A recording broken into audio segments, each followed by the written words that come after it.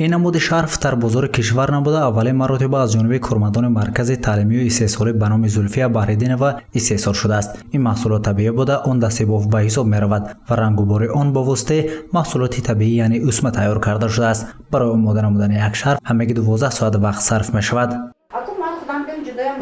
چونکه این دسترس همون اسم خونه هر کسان دارد سمبل حاضر هوا گرم بهار رستنی ها برآمدگی رنگ و رنگ و طبیعی چیزا های همش کدی رنگ و بار کده میشده است.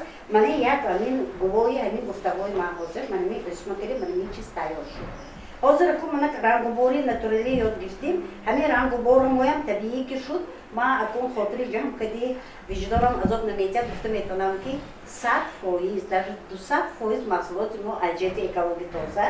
تمام 7 سال می شود که مرکز مذکور فعالیت نموده با استحصال متاحهای دسته باف پختگی از قبیل ادرس و متاحهای یک رنگ مشغول می باشد. مقصد اساسی مرکز این احیا و رشد هنرهای مردمی به حساب می رود.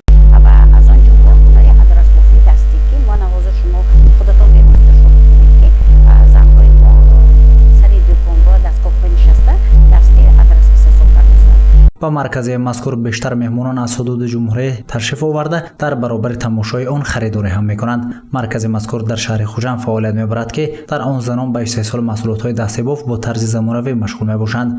محصولات مرکز 100% طبیعی بوده به سلامتی ضرر نداشته از پخته استحصال میشود. مرکز مذکور سال 2015 تأسیس داده شده است.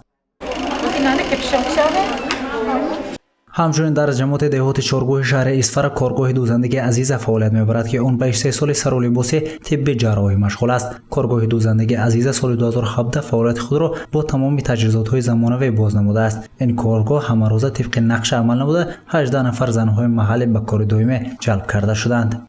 ما یک گروه زنان و دختران خانشین را به کار جلب نموده سال 2017 با دستگیری حزب خلق دموکراتی تاجیکستان در کارگاه را باز نمودیم.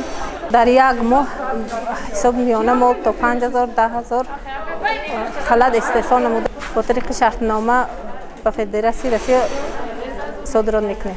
راهبریت کارگاه نقشه دارد که در سالهای من بعد حجم استحصال و شمار کارگران کارگاه را زیاد نماید. مزد معاش میانه کارمندان مرکز از 800 تا 1500 سوم را تشکیل میدهد. کارگاه استحصالی عزیزه به دختران سر لباس طب جراحی مشغول بوده به فدراسیون روسیه صادرات نموده است. گزارش سید مختار شیدانور از شهر اسفر برای برنامه اطلاعاتی خبر.